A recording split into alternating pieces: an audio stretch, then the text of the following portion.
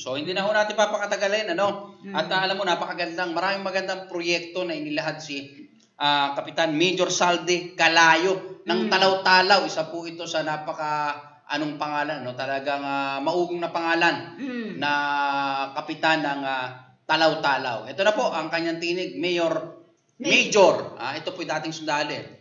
Major Saldi Calayo ng Barangay Talaw-Talaw. Isang mapagpalang umaga po sa ating lahat. Ako po si Major Elizalde Calayo, isang retiradong sundalo galing sa Philippine Army na sa ngayon ay aspirante bilang kandidato sa pagiging barangay kapitan dito sa ating barangay, sa Barangay Talaw-Talaw. Ngayon po ay nais po namin ipaabot sa ngalan ng ating team, yung Team Challenger, ang aming mga programa at adhikain, mga serbisyong pang-barangay na gusto naming ipatupad kung sakaling ang aming adhikain na tumulong sa inyo ay sasabayan at tutulungan niyo po kami. Sasamahan niyo kami hanggang Oktubre 30. Unang-una po, sa mga programang nais naming isulong, base doon sa mandato ng local government unit, yung 5 basic na serbisyo na pangangailangan ng isang barangay. Unang-una po sa kalusugan. Dito sa ating barangay, nakita nyo naman mga kabarangay natin, na pagdating sa kalusugan, na simpleng gamot, nahirapan tayong humingi sa ating barangay. Dito sa atin, sa barangay natin, tayo lang ang walang sariling birthing homes. Na matagal ng mandato yan ng ating gobyerno na bawat barangay dapat mayroong sariling birthing homes o lying in. Ngunit dito sa atin hanggang sa ngayon, wala pa tayong naitatayo na sarili nating birthing homes. Nakikaamo tayo sa pag-aari ng ibang barangay. Pangalawa po, programa na nais naming isulong is yung malinis na tubig na dadaloy sa bawat bahay ng ating kabarangay. Napakatagal na panahon na po na tayo nagtitiis. Umiigib tayo ng tubig mula sa dalahican para lamang makainom tayo ng tubig na galing sa nawasa. Na kung tutuusin ay kaya namang suportahan ng ating barangay sana kung kanilang pinag-isipan na itong pangunahing pangangailangan ng ating kabarangay. Malinis na tubig na inumin. Pangatlo po sa mga programang nais naming isulong is yung kabuhayan ng ating mga kabarangay. Alam po nating lahat na dito sa ating barangay, 80% po dito, ang hanap buhay ay pangingisda lamang. Sa pangingisda, hindi natin hawak ang panahon. Dahil nga nandito tayo sa tropical na bansa, so malimit ang bagyo dito sa atin. Kaya ang kalimitan nangyari pag kulo ng dagat, kulo ang tiyan. Na sana man lamang ay magkaroon at pangarap namin na magkaroon ng alternatibong hanap buhay yung mga kabarangay natin. Maliban sa pag-iisda, nang sa gayon ay maiahon nila yung kanilang pamilya, maitawid yung pang-araw-araw na pangangailangan. Pangatlo po, pagdating sa pang-edukasyon, dito sa ating barangay, napakadalang yung nagtatapos ng kolehiyo. Sa kadahilanan, karamihan sa ating kabarangay ay kulang ang kapasidad para pag-aralin ang sariling anak. Dahil nga, unang-una sa kapos tayo sa hanap buhay. Pero kung pagtutuunan ng pansin ng ating barangay, napakaraming programa ang ating pamahalaan, lalong-lalo na sa libreng edukasyon. Naka-invade na po dyan sa programa ng ating gobyerno, na bigyan ng libreng edukasyon ang bawat kabataan na nagnanais makatapos ng pag-aaral. Sa amin, sa programa po namin, kung kami po inyong sasamahan, gusto po namin isulong ang libreng edukasyon na kahit isa man lamang sa bawat anak ng isang pamilya ay makapagtapos ng kolehiyo. Nandito na po yan sa lokal natin na pamahalaan na programa, pero dito sa ating barangay ay madalang o kung mayroon man pili na dapat sana'y ibigay natin doon sa mga kabataan na may kapasidad at lubos na nangangailangan. Pangatlo po, apat po na programa na nais naming isulong is yung sports. Linangin natin ang kakayahan ng ating kabataan. Linangin natin na ang kakayahan nila ay maging kapakinabang.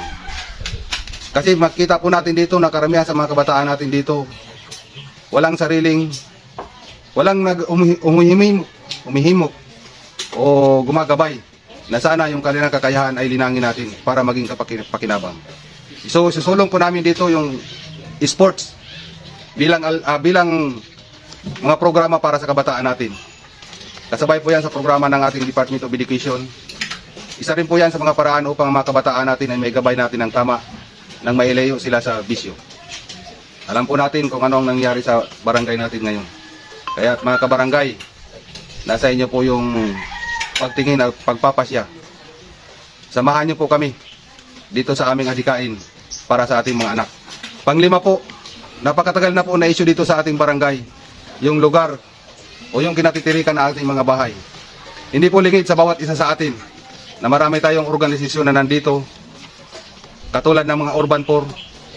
Pero, alam po ng bawat isa sa atin na ang urban poor po natin nabubuhay lamang tuwing eleksyon. Pagkatapos ng eleksyon, ito'y mamamatay ulit. Programa po namin at may adikain namin na yung lugar o yung bahay na o lugar na kinatatayuan ng sarili nating mga bahay, kung hindi man may bigay sa atin, ay may lapit natin sa tamang sangay ng gobyerno nang sa gayon magkaroon tayo ng legal na karapatan dito sa lugar na kinatatayuan ng ating mga bahay. Ang pang-anim, titingnan po natin is yung peace and order dito sa ating barangay. Alam natin na sa ngayon, lalo't sa gabi, napakarami ng pumapasok dito sa ating barangay na hindi man lang natin bilang, hindi natin ma-check sino ba itong mga taong ito. Nandito naman ang existing naman yung mga barangay tanods natin, pero kulang ang kakayahan o kapasidad ng barangay tanod natin. Ang peace and order po natin, makakamit natin ang kapayapaan, katahimikan dito sa ating barangay kung tayo po ay magkakaisa. Tulungan po natin ang ating barangay. Nang sa gayon, sa pagtulog natin sa gabi, hindi po natin iisipin na may mga pangyayari o mga insidente na maaring mangyari dito sa ating barangay. Pangpito po, ang pinaka-importante po sa ngayon is yung mga kabataan, mga matatanda natin. Alam naman po natin na may programa ang ating pamahalaan para sa pagtatala ng lahat ng mga senior citizen. Ito po yung tinatawag nila na Senior Citizens Act. Pero sa dami po nang nakausap ko dito sa ating barangay, malimit nilang sinasabi at malimit nilang complain o reklamo na hanggang sa ngayon umabot na sila sa edad na 70, hindi pa rin sila nabibigyan ng pagtingin bilang senior citizen. Unay tala man lamang. Adikain po ng aming grupo, ng Team Challenger, na i-priority natin yung pagbibigay ng pansin sa ating matatanda. Lalong-lalo na sa mga senior citizen. Dahil ang senior citizen, sila po dapat ang una nating titingnan, bibigyan ng tulong na kailangan nila dahil sabi nga nila, nandun na sila sa parte ng kanilang buhay, malapit na sa dapit hapon.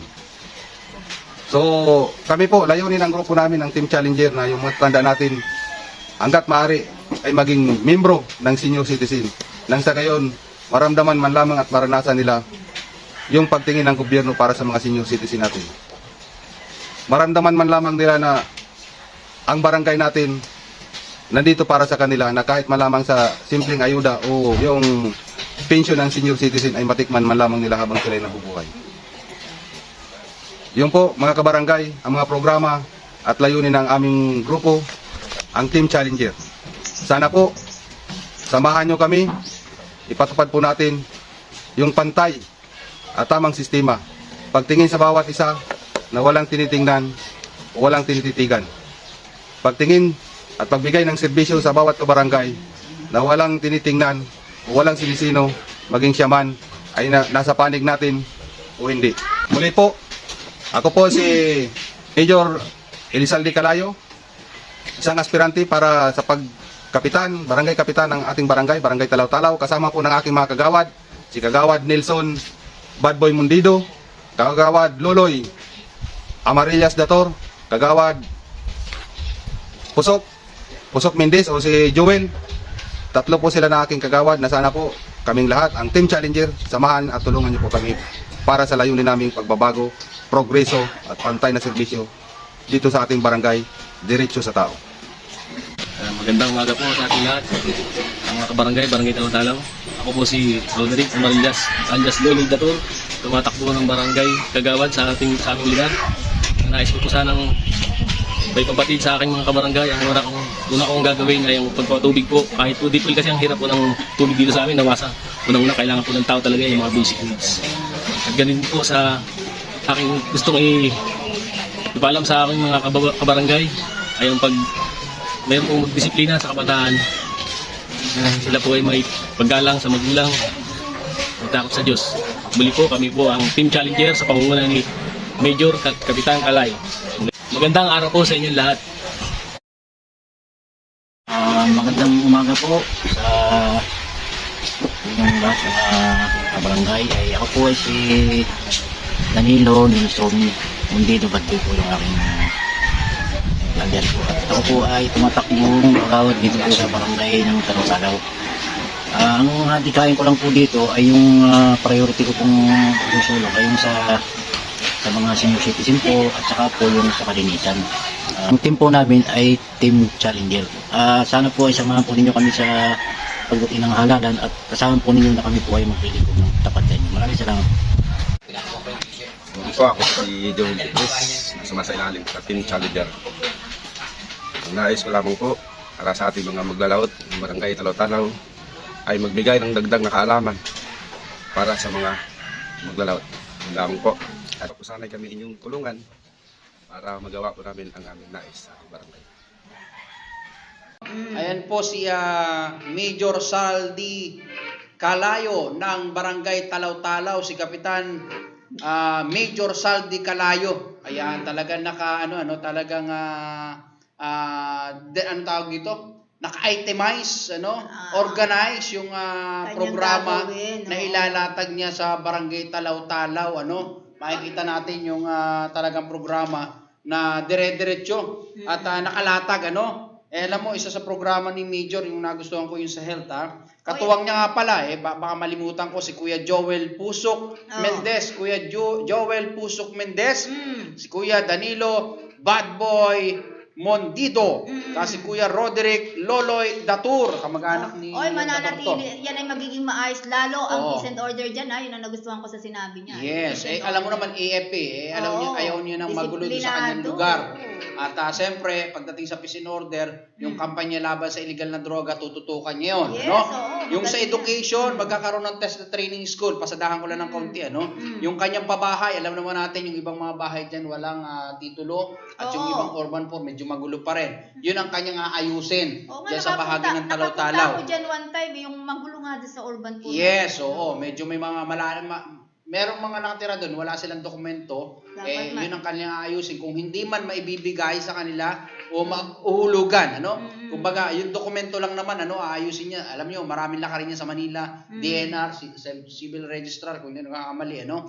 yung livelihood, Ibig sabihin kasama nakatutok ni siya Major doon. sa barangay na yan, maraming hindi pa naaayos. Yes, marami. Talagang ayusin, Oo, kaya ayos. Yes, particular yung yung programa niya sa health, Ate Babes. Babes, yes. Dahil wala diyang birthing facility. Oo, Napakahalaga ayun sa din. ating Oo. mga kainahan, Sa barang- na mga anak, dapat meron kang lying in. Yun ang kanyang Ibig sabihin, yung ating kasalukuyang priority kapitan, project. hindi niya na prioridad o napagtuunan ng pansin yung mga kailangan sa barangay. ay baka hindi niya kanya-kanya ng prioridad yan So ito si Kap Saldi Calayo, yun ang prioridad niya. Yun, Pero nilalatag lang naman natin. dapat naman. Kasi ang layo niyan eh. Ang layo Oo, sa una din yung bayan. sinasabing lying in, di ba? Dapat pag pangunahin gabi, yun. Nagkaroon ng problema ang isang pamilya. Yes. Dadalhin pa sa kabayanan sa lungsod ng Yun ang ating mahirap. city. Oo. Lalo paano kung malapit na lumabas, paano yun? Ay, Oo. iiri mo na. Yan. Oo. Yung yung libreng gamot sa mga senior citizen. Ibibigay din. At alam mo ba yung mga senior pala dyan, Oo. yung iba hindi nakalista sa senior citizens, Oo. tawag doon? Yung ahensya, ahensya, na dapat sila ay nakalista sa senior para makatanggap ng mga benepisyo. Dapat. Marami pala dyan ang Wala. mga pensyon, yung mga regular na binibigay, quarterly, yearly, Sa madaling salita, buwan-buwan. kasama Gideon, maraming napabayaan na Oo, hindi problema. Oo, yung iba dyan kasi walang birth na certificate. nakita ng mga kakandidato ngayon. Nakita Sana niya lang, ni yan Major sinasabi Saldi ni Calayo. Major na yan, kung siyang manalo, ay sana lang hindi man lahat matupad, unti-unti matutupad. Hindi, ito ang gusto niyang Oo. matupad dahil Oo. kaya nga siya kumandidato, ito yung gusto Sana niyang lang, mangyari. Sana nga, kung sakaling Oo. siyang manalo, sana lang ay ipatupad nila, di ba? Yung mga naipangako, sana hindi mapako. Okay. I think makikita natin 'yan. Hindi naman mahirap Hindi mahirap sumubok. sumubok tayo ng bago, kung nakita natin ano na. Ibang putahe sumubok. naman, di ba? Yes, oo. Yung senior citizen, yung peace in order, kayong sports, magkakaroon sila ng boxing dyan. So tuloy-tuloy na po tayo, hindi natin papatagalin.